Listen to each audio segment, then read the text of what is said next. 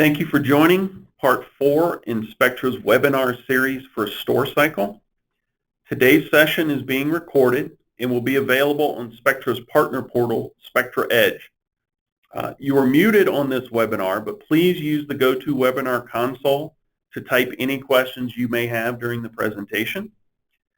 Our Spectra expert, Jeff Bronstein, will take us through a StorCycle demonstration today.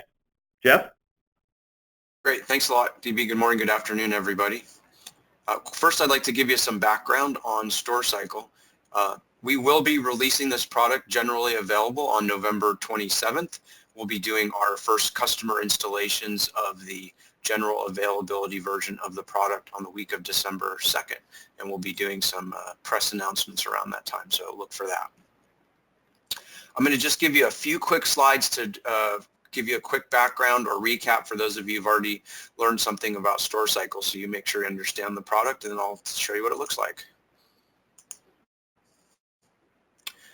Let's talk kind of about what StorCycle is. So SpectraLogic identified in the need in the marketplace for a software data mover product that could identify inactive data on active storage systems and move it to a lower cost, more affordable tier of storage.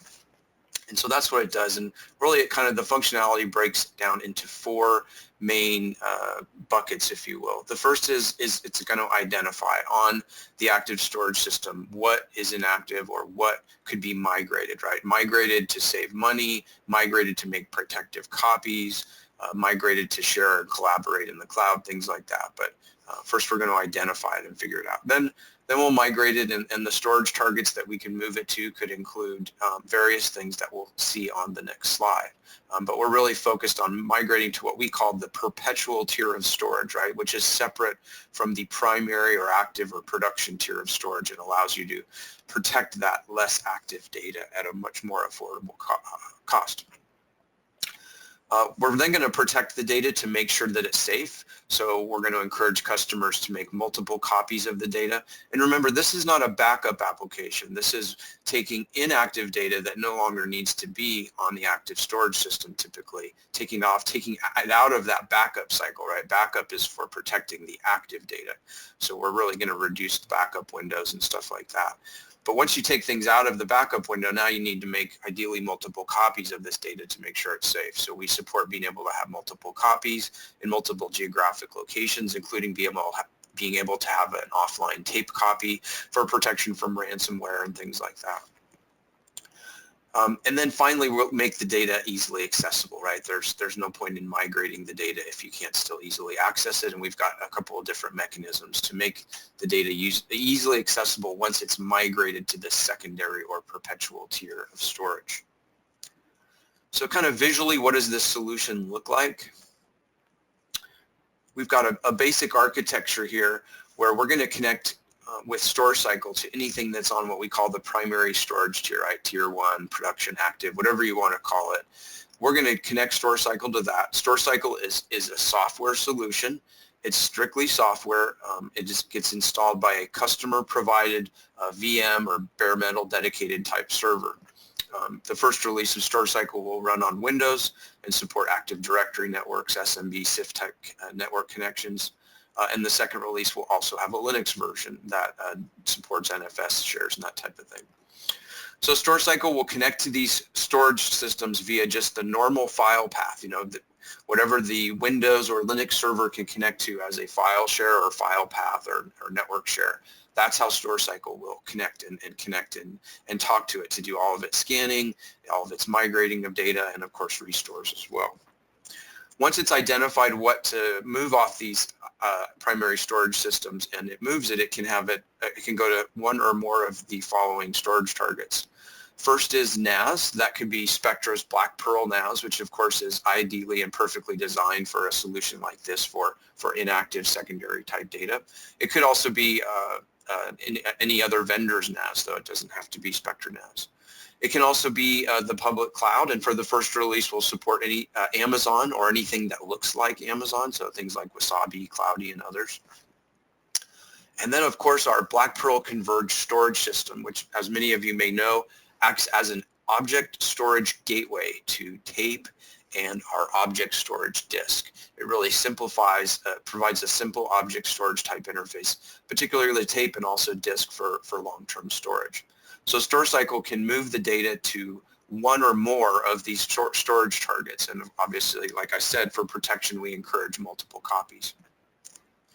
Now, in terms of how do users figure out what to move, how do they move it, we have really two main migration types that we support in StorCycle.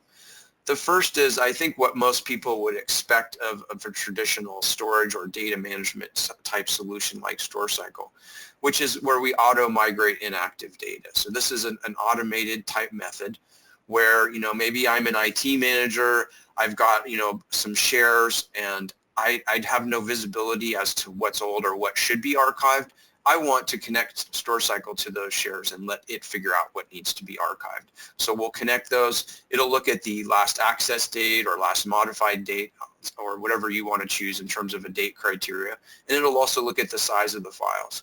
And so you can set up policies in StorCycles like I want to find all data that hasn't been accessed in more than a year and is greater than 10 megabytes in size, and I want to archive that off to something on the perpetual storage tier like the cloud, right?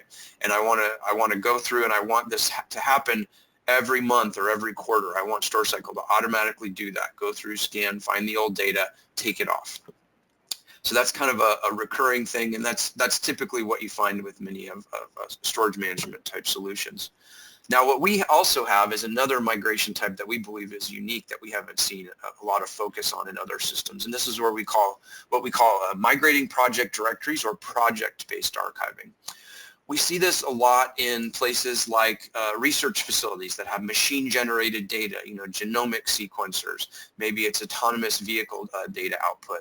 And then we also see it a lot like in media and entertainment space where they work in terms of, films or projects or episodes or things like that. And what they do is they have all the data typically in a directory, and they want to, once they're done working with it, they want to archive that whole directory and everything in it together. And it's really a one-time event. It's a human-initiated thing. They might want to add some metadata to it so that they can find it more easily later. But they want to do the projects other projects in the same way, meaning archive those other projects in a similar method, and it's very easy to do that in StorCycle. So StorCycle supports these two methods. We've talked to a majority of customers have actually indicated that we've been talking to that they would probably use some form of both. Now, the great thing about StorCycle is when you go to restore the data, it doesn't matter which method you use. The user doesn't need to know. The restore methods are exactly the same in terms of how you get the files back. So two really great methods, and as I go through the demo, I'll talk to those again. And when we do the demo, we're actually going to do the second one, which is migrating project directories. So let me move over to the demonstration. So StorCycle is, as I mentioned for the first release, is a Windows installer. And so I actually have it running on my local computer. That's why it says localhost. I've got Windows 10. Once the general availability is released next month, your Spectra representatives can allow you to download this as well yourself. We have a trial program. You can try it out and play with it. They can make the installer available to you and provide instructions so you can kind of to check it out, kick the tires, if you will. So there's two different, as you see, this is the dashboard, of course, as it's kind of common of applications. So everything, for now, all the interactions you have with StorCycle for the most part are via this web interface that connects to the server on which StorCycle is running. The dashboard here gives you some basic information. And I'm sorry, I just had to I'm the product manager for StorCycle, and I'm constantly having to install and reinstall new versions to test it out. But these graphs are intended to show is how much data you've migrated. You can do that by the storage locations you have and by departments within your organization. And then we can also show cost savings, and we do just some simple math. The user, when they enter their storage locations into the system, they tell us how many dollars per terabyte that storage costs. So maybe their source storage is $1,000 a terabyte and their target storage is $100 a terabyte, and they move 20 terabytes. StorCycle does the math and shows the cost savings on that. We can do that again by storage location and department. We also show how much data we've moved to each target. We also show the status of licenses, the jobs that are going on in the system and the performance of those. And then also for each of the source storage locations, the cumulative scan data in terms of the total size and the age and size of the data. Now, here's a better, maybe a little better sample of what that might look like after you've used it a little bit longer and showing the data. This is just an image that we have that shows the dashboard. Within the web interface, there's kind of two high-level functionalities that are involved. The first is what an administrator might do. So an administrator might go into the system and they would use mostly this settings and configuration button here. And they would set up things like, users, Active Directory, the departments, the storage locations, email, those types of things. And I'll talk a little bit more about those at the end as we have time. Now we have another concept of other types of users that are more dealing with just doing day-to-day migration or archiving and restoring of data. So we have roles that we call a storage manager. That's somebody that can do archiving and restoring. And then we have restore users as well, and we'll talk about that more a little bit. Then they can just restore data. They have access to this web interface. They wouldn't, though, of course, see this gear. That would be hidden for them. But what they would use is they would use this control over here on the left. When you first have a set of data that you want to look at, you first would need to set up a storage location, and I've set up several of them here. And so I've got some sources and some targets here. We're gonna be archiving in our demo today from what I call the primary share. Now, if we go back to our diagram here, that could be, say, one of these primary storage tiers here. So we're going to move data from, for example, from this, say, flash system through StorCycle over to, and I've chosen for my demo to use a Black Pearl, and we're going to make one copy to tape when we do that. So these storage locations, what we'll do is we'll move data from this primary share to this Black Pearl that's named BP test, one copy to tape, meaning when we move the data to Black Pearl, one copy will be made to tape. So these storage locations are all set up. We can add obviously new ones. A couple interesting things when you set up storage locations, you can set up throttling on them, so you can control based on time of day and day of week what % of full load you put on the source storage system for scanning and transferring of data. Another thing that's interesting that we can do is we can aggregate data. So, as many of you may know, small files are often a problem. With our Black Pearl, we can actually group those files into tar or zip packs, as we call them, creating one larger file, which results in better performance, as well as dealing with less objects for the Black Pearl system to manage. So those are options that you can use when you set up storage locations. So what we'll do for our source or primary storage tier is we'll use a source, and I'm going to cheat here a little bit. I'm just going to use something on my C drive. I could obviously be connected to a network share another server, but just for simplicity, I'm going to show you this. So we're going to archive, first scan and then archive this project called Research Project 10. Now, as I mentioned with the two migration types, we're going to do this project directory-based archive where we archive everything in the directory, as opposed to letting StorCycle figure out what's old and migrating it itself. So first, let's go ahead and scan this Research Project 10 directory to see what's in it. Scans are not required to be done up front if you want to migrate or archive the data, but it's a useful thing if you want to see what the data looks like. So I'll set up a new scan here, and I will go to primary share, and I can choose a subdirectory. Both the source of where the source storage location points, as well as each scan and archive operation can be done at any directory level. So I'll choose Research Project 10.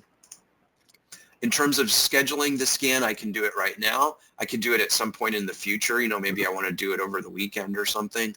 Or I can do a recurring schedule. Maybe I've got a directory share that I want scanned regularly to see the results of how we're doing in terms of managing the data. But I'll just go ahead and do scan now. I've run that. It's just, and for purposes of demo, I didn't put a lot of files in there, so we want to get this done fast, obviously, today. So I'll click on this job, and we can see it completed. There was 29 files with a total size of 8.4 megabytes, and I can see this I get this nice histogram of the age and size of all the data in that directory, that Project 10 directory. I can see that, there's not much there, but I can see I've got a number of ages, And by the way, in the global settings for the product, I can configure what I want to use for age. I could use last access date. I could use last modified date. I can even use created date if I want. For purposes, the default is last access date, and that's most typical. That's obviously logical. That's based on whether people are using the files or not. For the demo here, I'm using last modified date just because it's easier when I copy the directories and so forth. So that's what our data looks like. Now let's go ahead and migrate it. So where I'm going to migrate it to, again, if we go back to our example here, I'm going to migrate it to a Black Pearl, which will eventually write it to tape. So we have a separate software tool that we use for viewing and transferring data to Black Pearl. This is called the Eon browser. It's free on our website. It's not part of StorCycle though, it's a separate application. I'm just using it here to show you what's going on in the Black Pearl. This is not required as part of working with StorCycle, but I just want to use it sort of as a viewer to show you what's going on. So we're going to move data into this bucket called Jeff StorCycle 1, and there, in Black Pearl, the top level containers are called buckets, and in a bucket you set a data placement policy. How do you want the data to be written when the data goes into this bucket? For this bucket, I've got a policy of single copy on tape. So that's where the data will eventually go when I write it to this bucket. So that's where we'll migrate this project 10 to. So again, we're going to migrate this research project 10 over there. So I'll go ahead now and click Migrate Store, and I'll say New Migrate Job. First, I give the project a name. This is an important value because I can use it later to search. So this project name is one of the sort of metadata tags, if you will, for how I can find the data later. So I'll call this Research 10. Again, we'll choose that directory 10 on primary share. It first asks me, do I want to use the last scan that's available, or do I want to do another new scan to check for any changes? So I will use the last scan to be more efficient. Now, if I was setting up an automated archive that would look for old data, I might say, hey, let's look for data that's more than a year old and more than a megabyte in size. And you can see my graph is dynamically changing, showing me how the data is being filtered out. This is more of a method if I'm doing a recurring archive, letting StorCycle figure out what's old, what's inactive to be taken off. However, in the case of what we're doing a project-based archive. We want everything in the directory to be moved. So we'll say all ages and all sizes, which is the default. I can, beyond that, also optionally add includes for certain file extensions and also excludes for certain directories. This was based on customer feedback as the most common requirements. Next, I'll choose the target. Where do I want this data to go to? I can choose one or more targets. We're going to do this one called BP test, one copy tape. That was that bucket I showed you. I could add other targets as well. I could go, this is my Amazon account. I could move it there. I could go to another Black Pearl. I could go to some NAS storage. Again, that's what we encourage people to do, but for this demo, I'll just move it to one location. The next is, what do I want to leave behind, if anything, when the file is taken away, right? Part of what we're doing is taking the file typically off of the primary storage system to save space, to save money, right? So I can leave behind a much smaller file, which is an HTML link. That's kind of a way to get the file back, and I'll show you what that looks like in a bit. And we'll go ahead and choose that. The other option would be that I just remove the file and don't leave a link, don't leave anything behind at all. In that case, I can use the search tool or other methods in this web interface and look for the file and get it back. And then finally, I can keep the source file. I can say, you know what, I want to make a copy to this, this Black Pearls and tape system, but I want to leave the original file in place. So it's really more of a copy mode. And this might be, used for basic disaster recovery. An example I like to give is, I make reality TV shows and I'm out shooting footage with my cameras. And before I start editing the video from those cameras, I want to make an extra copy of the videos or something like that for protection. So I could use StorCycle to do that. But we'll go ahead, like I said, and leave these HTML links behind to be able to restore the files, and I'll show you what that looks like. And then finally, I can leave behind tags. Again, this is just more metadata to help me find the file. Maybe I've got this grant I want to leave that's associated with the project, and I want to be able to search from that. And so I can leave this tag behind. And then finally, again, I can schedule it like a scan. Again, I can say I want to start now. I can set a time in the future. or maybe I want to do a recurring schedule. And again, the recurring schedule is more when I'm using that auto archive type method to look and find old files. But we'll go ahead and run this right now. I'll click submit, and the job is now running. And if we go and we look, hopefully in just a few seconds here, we should see the data start to move into this Black Pearl bucket. And in fact, there it is now. And what we try to do to the greatest extent possible is when we write data onto the storage targets, we try to use all the native formats, right? So we use, you can see I've retained the entire directory path starting all the way at the top. And there's my research project 10 directory, and there's my files. They've already made it to the Black Pearl cache. So when you write files to Black Pearl, they first land on its temporary disk cache before they're written to the final storage targets. What StorCycle will do, though, is it's going to wait until the files have been written to the final storage target, for, in this case, tape, before it takes the files away off of the primary storage. It really wants to make sure that the files are safe before it takes them off the original location. Now, this will take a couple minutes to get written to tape, so we can see that the files are still here, right? There's those text files I showed you. But if I go back to one of my previous projects, I can show you some files that were archived, and that left behind were these HTML links. Now, I'm not going to do a restore, but I'm going to show you what it would look like in terms of opening this link. So if I open this HTML file, it's just a static HTML file, by the way, and I'll open a new tab to display that for you. So I'll drag that. So what the idea is, if a user opens this file, this HTML file, they get information about the file that was there. It says, hey, this file, here's the name of it, here's when it was archived, here's the size and where it's located. And if you want to restore it, you can press these buttons. So these HTML links really act as a bookmark. They're not intended to give transparent access, right? With transparent access, we use that term to mean that any user or any application is unaware that the file has been moved. We didn't really want to do that, or we wanted to have another type of option because we support storage targets that have a longer restore time. So if you think about like the cloud or tape, Amazon Glacier or tape, those can take minutes or hours for the file to come back. And so some applications sort of try to trick the user into thinking the file is still there, but we don't think that's a reasonable expectation with something that's going to take minutes or hours to get back. So this is really being a lot more kind of upfront or clear with the user what's going on. So they can click these buttons, they launch the web interface, they take them in here, and it pre-populates the restore of the object, and they can go ahead and start that restore process. As they go through, they can select that individual file that they archived to be restored. They can choose the files in it. They can choose the entire project. They can also choose whether they want to put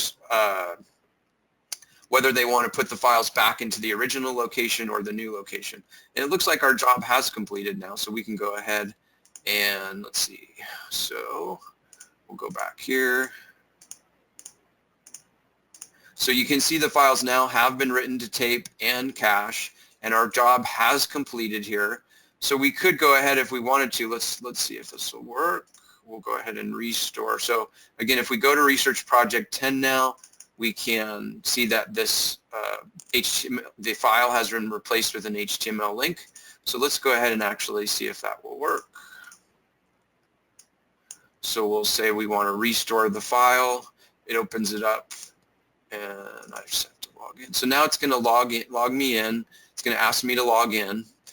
If I don't have access, if I'm not a user in StorCycle, I can request that the files be restored, right? But I don't necessarily have access to restore. So there's controls over who can do restores.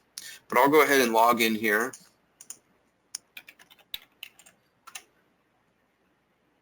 And you can see it pre-populates everything about the project, the file. I can say next. It tells me the project, restore files, or I can also put the HTML links back if I want to. I can put it back into the location I want, into data 1. And I'll say next, and I'll say restore now. And if I go back, we should see that the file is back there. So So the restore worked great, and we can get back to the file. We can also restore files via the search tool, and so we can, like I said, we can search by project name, we can search by file or directory name, and we can search by the tags that we enter on the project. Now, a couple other little tools in here. I'll go through the interface a little bit more. The first are the jobs we have going on. So this is an aggregate of all types of jobs. There's basically three types, right? There's scan, there's store or migrate or archive, and then there's restore. And so you can kind of see the status of each of those. We also have a fairly robust reporting tool that gives you information on the system, all the jobs that are going on, the transfers, cost savings reports. I don't have much right now because I haven't put in costs in this one. I can see on each job what happened, what I migrated, and also I can see the list of the files that were migrated, which is nice. And I can also save that as like a JSON or a CSV file, so that I can have sort of a manifest, if you will, if I want, that I can share, that I can export and store somewhere else, and it's even machine readable if I wanted an application to interact with it. There's also a system message tool, that shows you all the latest messages. And by the way, while this is all going on, I'm getting emails here about the jobs because I subscribe to receive information about jobs as they're finishing, right? And that's one of the nice things about one of the, restoring with these HTML links is they may take a while. So I can get an alert when the job is complete and then go work with the files when I'm done. A couple notes on things that are coming. In our second release, as I mentioned, we'll also have Linux support, NFS support, as well as symbolic link support. So some of you may be familiar with symbolic links. They're a pointer to another file. So when we archive a file, we'll be able to replace it with a symbolic link, and the symbolic link will point to the new location of the file. So if we've moved the file to, say, Black Pearl NAS, then we can have the symbolic link point to the location, the new location of the file on the Black Pearl NAS. The beautiful thing of symbolic links is for users and applications, it is completely transparent. They have no idea that the file's moved. They can go to the same location and access the file with the same name, but the symbolic link points to the new location. It does have to be on NAS disk in order to do that, to use that symbolic link feature. Some other things that we think are important that we'll be adding include the ability to have versioning, so that we can support multiple versions of a file. So let's say you archive a file or you copy it into the StorCycle and then you change it and you want to get another copy of that, you can collect those changes as well as the file changes. And that could be maybe you archive the file and you restore it and change it, and then you archive it again, and then we can get those changes as well. Other things include an API. So this web interface is talking to the StorCycle server via an API interface, and we plan to expose that API interface so that users can programmatically interact with StorCycle, tell it to migrate data, tell it to restore data, tell it to give information about data, about files and things like that. So those are some of the things we have going down the pike. In terms of some of the administrative settings, so we support Active Directory, so you can configure StorCycle to use Active Directory. This is used for the logins of StorCycle to log into the web interface, so you can add users. We also use Active Directory in the sense that the service user account under which the StorCycle service is running on the server, that user can be an Active Directory user, and that way that we use that user to connect to all the storage locations so that we can collect all the ACLs and file permissions and file properties and things like that, because we do archive and restore all of those file information or metadata, as you might call it. You can add, of course, users to the system. They can be Active Directory users or just users that you add directly in StorCycle. We have support for departments. This is like organizations that have multiple groups or departments can add those, and those are primarily for cost savings, so you can see the different groups. Of course, we looked at storage locations. We have licenses and SSL certificates. So if you want to add an SSL certificate to StorCycle so you don't get this message in the web browser about it not being secure, you can do that. We have set up for SMTP. That's how I've been getting these email alerts that you saw here, right? Was via the SMTP settings. Of course, we have logs. Database backup is really important. StorCycle runs on a NoSQL database, MongoDB, and it's very expandable, by the way. We know no limit to it so far. We've tested it to 20 billion objects without a problem. We suspect it could potentially scale to 1 trillion or more when we add clustering, which is another feature we'll add. But anyways, obviously StorCycle uses a database to track where everything is and where it's been moved and so forth. And it's really important to back up that database. So we have a built-in database backup tool, and we really require that all users back up that database, and they'll get a lot of loud alerts if they do not do that. And so they can just use one of the storage locations that they've set up, one or more ideally, hopefully a couple, to make those backups and on a regular basis in an automated way. And then we have just a few global settings. One is what's the currency going to be used. The other one I mentioned is what is the method to determine file age, and then session timeout. And I think that's it for the demo. Let me bring us back to the slides where we were and let DB chime back in. DB, are you there?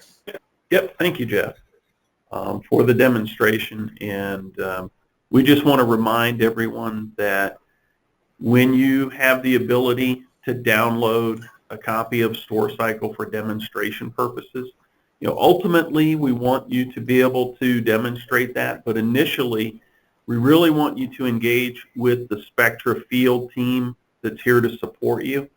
And so Jeff, if you'll advance the next slide, I just want to point out that we've got a team of channel sales representatives that are here to support you through that process. We also have an extensive team around the world of enterprise sales representatives that will help you. And then, of course, our solution architect team, which are very well versed in how this product operates and demonstrates. So please lean on your Spectra relationships, lean on your Spectra team to help you learn how to do the demonstrations for these, especially if you want to demonstrate it for a customer in these early days of StorCycle.